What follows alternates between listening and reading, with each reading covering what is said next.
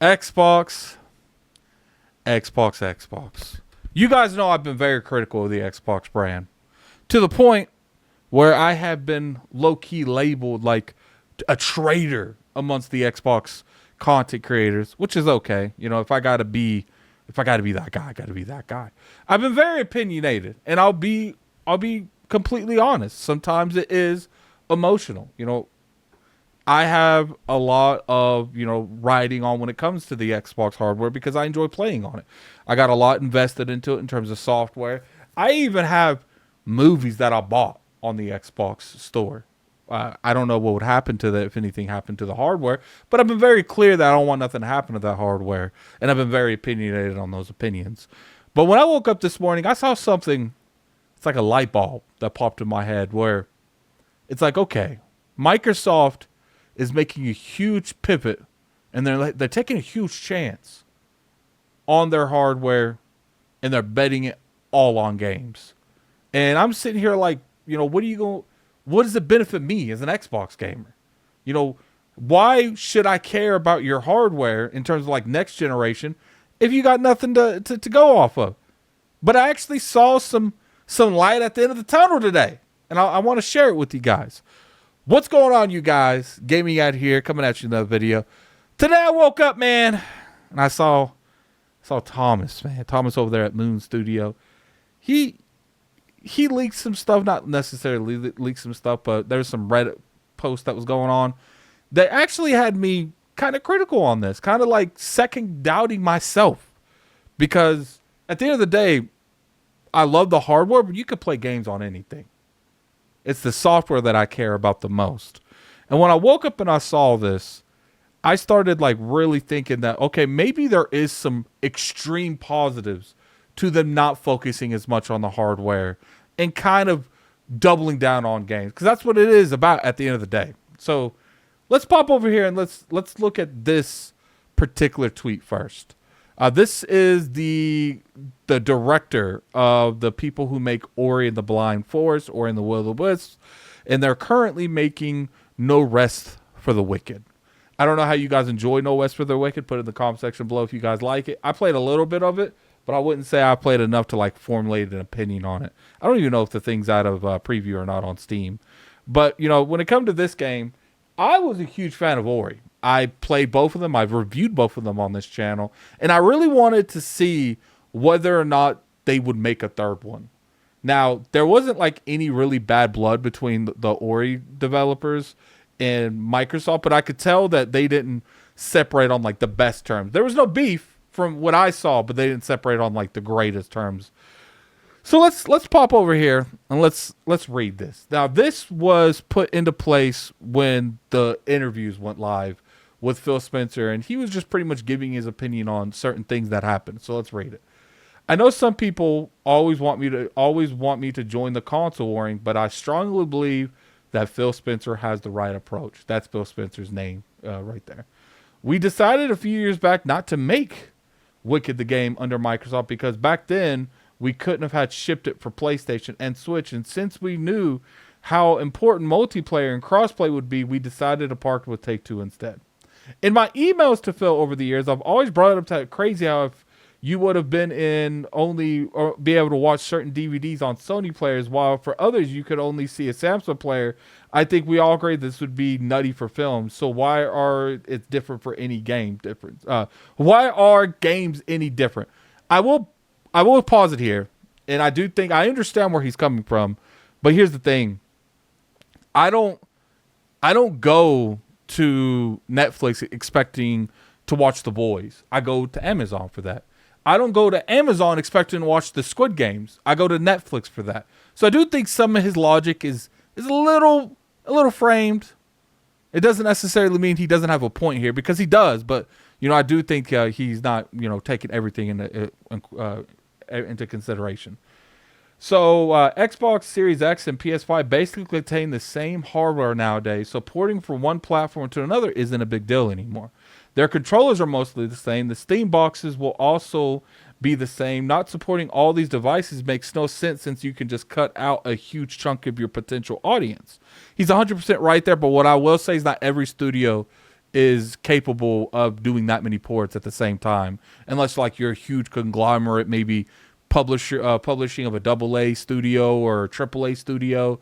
Not every studio can handle all those ports at the same time. Right now, the price of entry is too high, with people needing to buy $500 box just to get the game on. You ultimately want everyone with a screen and a controller to be able to play all these games in order to finally break through the barrier and make games available to everyone. I'd be surprised if Sony won't end up with the same strategy. People should buy the device that they like the most, but they should have access to all the content. And yes, Nintendo will keep doing their own thing because Nintendo is Nintendo, and that's okay. Rooting for a huge corporation to sell more boxes over another strikes me as fantastically senseless. We should all just share in the love of games. Now, I'm not going to disagree with them. For the most part, Homeboy was speaking nothing but bars. I will say, what comes to this, like, you could talk that on like a publishing standpoint, but if you're selling consoles, at that point, you should just tell everyone to go to PC, because PC pretty much has like one entry. You can buy the box that you want to play games on and how you want to play games on. So you got a lot of other freedoms there. So I do think that like telling people not to try to sell their consoles is a little crazy to me, but I can understand where he's coming from that. Now this is what I saw. And when I saw this and I read this, I was like, you know what? This new direction I'm a little bit more open with. So let's pop over here. I promised people on X that I'd reveal the title I had for Ori 3 once we sell 10 million copies of Wicked. I think the biggest issue is probably story. You could already take all the mechanics we made for Wisp and expand on that, and you need some incredibly good level designers, but story-wise, I'm not sure if I could think of any studio on top of my head that could fit perfectly to continue Ori's story. That would be rad indeed, too. Someone said Moon Studio and Team Cherry, a collab explosion. And he said, Ori 3 is currently worked on by the same studio. He said, might be, but in some case, they wouldn't never reach out to us, which I think is very strange. And so I know Wicked is in the design to a perfect game, but I'm sad that means we don't get a third-party platform for you guys at least 10 years. He said, don't know about that. Wicked is a priority for me. We just had a call with Microsoft a few days ago. Let's see what happens. We'll be able to do some things, but again, I'm on Wicked and Perfect It. When I saw this, I'm going to be honest with you guys. I was like, if anything, being able to go to these developers to get these games that people want greenlit, because these games are coming to every platform, is like a double-edged sword in some ways. And it works out very well in Microsoft's favor in other ways. Because if they talk to Moon Studio about making an Ori 3, it's going to come with we need it in Game Pass. And even though maybe I haven't been the biggest Game Pass spokesman person, because I just play a game. If I have to buy it, I can. If it's in Game Pass, I'll play it there. It doesn't really matter to me. But what this does is it gives Microsoft an incentive to go to these developers, because they're like, look, we want an Ori 3. What's it going to take to get an Ori 3? We want it in Game Pass, but now we letting you post it everywhere else. You can post it on PlayStation, Switch. We don't care where you post it. We just want, most likely, the marketing, and we want it in Game Pass. And then I started thinking, this logic could be literally passed on to any other game you could think of.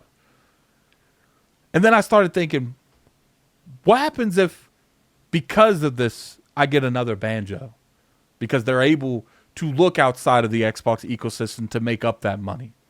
I get, another Fable. Let's say Fable comes out and they want to reboot Fable 1 on top of this new Fable that's coming out. And it's just like, even though I do still personally believe the hardware is at a point where it's very concerning to me, it is very interesting that now Microsoft is able to make these type of conversations happen, because developers in the past that they didn't really have a falling out with, but they had conversations with because of their new direction, is able to open up more doors in terms of the game side. Now, if they're able to really captivate people on the game side, and even though I still think it's going to be hard to sell hardware, but even if something happens to the hardware, like a domino effect happens where they go full-blown third party, it would result in them actually green lighting more games that I would want to play. And that's my bad. I was so focused on like what would happen if the hardware went out, and I'm still very concerned with that. But I didn't start to think about them putting themselves in a situation where they can actually take more risks because it's not just isolated to the Xbox and PC ecosystem. They're able to talk to these developers and they're able to get these deals going because they know it's going to go on multiple platforms. And I think right there speaks volumes in itself. I think right there speaks enough that we really need to know. And, even little stuff like Gears of War E-Day, let's pop over here. Right now it looks like they're being co-developed by people can fly. Those are the people that make Outsiders, I believe. I don't know, put in the comment section below if I'm right on that. We've seen co-developed studios all the time in the past, but now because they know that the money is going to come in on the back end because they're selling this on other platforms, they can take more risks in co-developing studios and getting other studios to help make games. That doesn't necessarily mean that they're going to start greenlighting all these games. But it wouldn't surprise me if because they're selling it on more platforms such as the Switch 2, that they're able to greenlight stuff like Ori 3, because they know that game's going to be sold on other platforms. And look, this is some food for thought. I don't even know how well this video would do. But I saw that, and I always give flowers where I see flowers is meant to give. And this is another thing. Shout out to Microsoft and Xbox for reaching out to Moon Studio. And the way Thomas is talking, they're having an active conversation about an Ori 3. And I'm going to be honest with you. I highly doubt this would happen if they were still doing the old way of doing things. That this does free up money that they know they're going to get at the back end because they're not isolated to the Xbox ecosystem and they can get more money in the long run. Even though I'm still disappointed and I'm worried about the hardware, I could see how this could potentially give me, Addict, more games that I want on the ecosystem and on PC as well. And on PlayStation. Everywhere. But anyway, tell me what you guys think in the comment section below. Would you guys even want an Ori 3? I know Ori's a hard game. I know some of you can't play that game. Ori 2 was difficult at some times, but I felt like it was a fantastic game. But I'm very curious you guys' opinion in the comment section below. And until next time, this is Gaming Addict. I'm out of here. Peace. Oh yeah, follow me on Twitter, Lord Addict ILP. Follow me on my streaming channel, Addict Arena, in the description below. I'll probably be streaming Ninja Gaiden 2 remake right now as you're watching this, or I've already streamed there. But I appreciate everyone coming through. Peace.